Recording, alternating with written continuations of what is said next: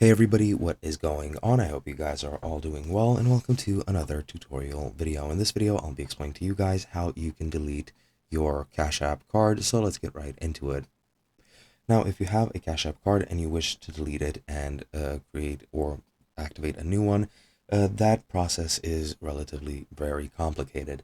Now, what you're going to need to do is you're going to need to talk to support. There is no functionality to deactivate an already activated card on your account without contacting them first, since they do have to make some changes on their side of things, and only after that you'll be able to activate your new card. Now, one of the options is this process that I have on my screen right now, and that is deleting all your data. However, that might not be necessary. What I do recommend you try first is to go into your account menu in Cash App, locate the support button, and start a chat with a support representative, which will allow you to speak to them and tell them your problems and ask for them to cancel or deactivate your old card.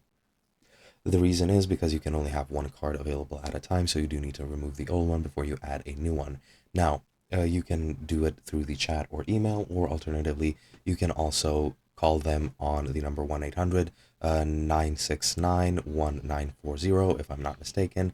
They will provide you with the adequate information. They work from 9 a.m. to 7 p.m., so call them within that window. And if they're too busy, you might need to leave them a voicemail to call you back. However, if you want to permanently delete your account, which also works, firstly, I would recommend you back it up by going into the web browser of your choice and then going to cash.app/account, log in and open up your account settings, go into security and privacy, and download your info from there, and you'll get a CSV file with all your data. After that, go to the support page, then to account and settings, open delete your personal information or that article, and then choose chat to start the process. And you're going to need to interact with the support anyway, so you might as well just try to get them to deactivate it first. But this is the foolproof option if nothing else works. And that is pretty much it. Hope you guys enjoyed, and I'll be seeing you guys in another video.